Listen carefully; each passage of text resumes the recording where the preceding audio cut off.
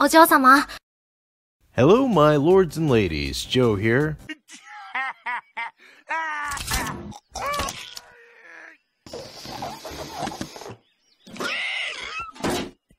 I'm back, baby. Today I will be giving you some more tips. I consider these tips a little bit beyond what a beginner should worry about. So I guess you could say these are tips for everyone? I don't know. Tips especially for you? Yeah, I made these tips especially for you. So do me a favor and hit that sub button to repay the kindness. First, we are going to talk about macros. There are a lot you can do with macros, but there is a trade-off. They can be a bit janky in terms of activation. So just be prepared to hit the macro multiple times in quick succession to get it to work. Also, while I'm going to give you some macro tips that I feel are useful, you should check out the macro page on the Final Fantasy XIV A Realm Reborn wiki, because there may be another function that you might find helpful. Probably my favorite macro feature is being able to use the targeted ground abilities on targets. I hate mouse work. In fact, I hate using the mouse at all. Taking my hand away from the keyboard to shuffle around with my mouse isn't my strong suit.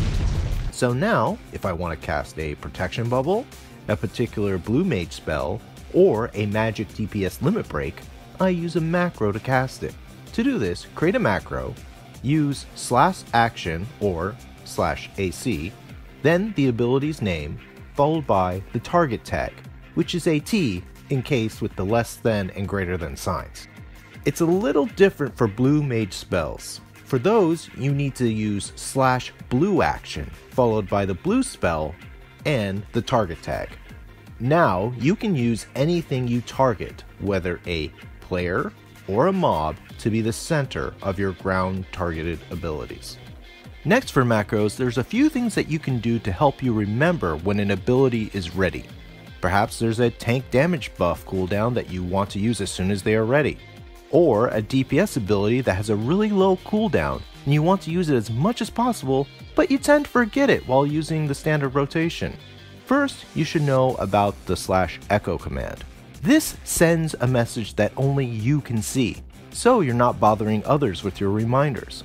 Use the /action command, the ability's name, then use the /wait for the cooldown time. Note that /wait is done in seconds, and can only go to a maximum of 60 seconds. But to get around this, you can use another /wait after the initial one to make it add up to the appropriate time. Then /echo, letting yourself know that it's time to pop that ability again. Also, be aware that if you use multiple macros with /wait, they will overwrite each other. So keep that in mind when making your macros. But what's the point of sending yourself a message when you have to look at your chat box to see it? Well, instead of reading the macro, how about hearing it? By using the sound effect command, you can make an audio cue to let yourself know when something is available. And depending on your volume settings, it might be hard for you to hear the sound effect, with all the awesome music and battle effects going on. To make a sound effect louder, simply type it again to increase the volume.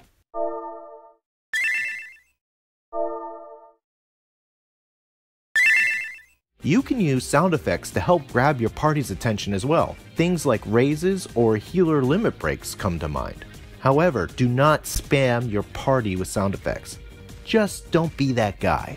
I'll add a link of a video that features all the sound effects that you can use in the description. On a quick note, another macro that I really like is for tanks, and it's the shirk macro. If you're going to use shirk, I can't think of a time when it wouldn't be used on another tank. And the other tank will always be in the player 2 slot in the default party list. So use /action shirk with the 2 tag. Easy peasy. Now you don't have to take your target off the boss. Moving on from macros to the UI. UI setups are ultimately going to come down to you and your preferences. But here are some things that I found really helpful.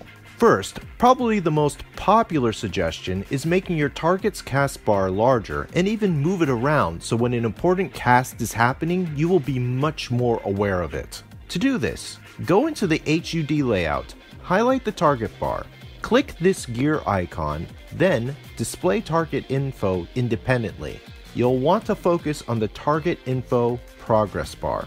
Feel free to enlarge it and place it somewhere you won't miss it. What I find really helpful if you're playing a job that has a proc, like Bard or Black Mage, is that you put your status info enhancements close to your field of vision rather than at the top where the default is. That way when your proc is ready, you'll see an icon informing you instead of having to constantly check your hotbars to see if you can use it. Similarly, I do the same with status info enfeeblements. There are certain fights where debuffs are critical, and you need to be hyper aware of them. So having them in a spot where they are easy to see can really help you out. Next, when it comes to the party finder, you want to turn on Join Party in Progress so you can join groups midway. You might get super lucky and only have to do the last boss in a roulette to receive the rewards. However, I do recommend turning it off if you are queuing in for content you haven't done before. This didn't really occur to me until I did an alliance raid for the first time and I came in mid-fight. The whole experience felt a little tainted, so just be aware. But what if someone rage quits or real life gets in the way and they have to leave? A new player will come in, but they will be at the bottom of the list. And for a healer who's used to having certain roles in certain spots, this can be a little bit of a headache. To fix this, simply go to your party members menu and click Sort Party List to get it back to the default way. Also, you can move players up and down the list, which helps in more advanced parties where you might be in charge of healing a certain tank and you want to put them in the player 2 position rather than the other tank. Next, the alarm function. While it's easy to set up an alarm for real world times on your own, there are certain things that you can only do based off of Aurorsia time. Perhaps there's an unspoiled node you need to harvest, a certain fish that you can only catch at certain times of the day. Maybe you're absolutely insane and decided to do the A Realm Reborn sightseeing log. With this, you can set an alarm to remind you when they are available. To set up an alarm, type /alarm followed by the name of your choice for the alarm. Then type LT for local time, ST for server time, or ET for Aurorsia time. If you want it to repeat on an hourly basis, this is the only increment option. Then type repeat or RP, then the time that you want the alarm to go off. This is done based on the 24-hour clock, so you'll need to do things military style when setting up the alarm. The first 2 digits representing the hour, the last 2 for the minutes. And finally the reminder for how many minutes before the alarm that you would like to be reminded of said alarm. It is a value between 0 and 60 representing the minutes. So, an example of this would be an alarm for a node that appears at 10 PM Aurorsia time. First, /alarm. Then I'll name it node. ET for Aurorsia time, I'm omitting repeat because I don't want it repeated, followed by 2200 for 10 PM, followed by 15 so that it will remind me 15 minutes before it pops. And there you go. Tips that are made especially for you. Any of these tips help you out? You got any tips especially made for me? Give a comment below. Of course, the best tip I can give you is to like and sub, and I'll see you in the world of tomorrow.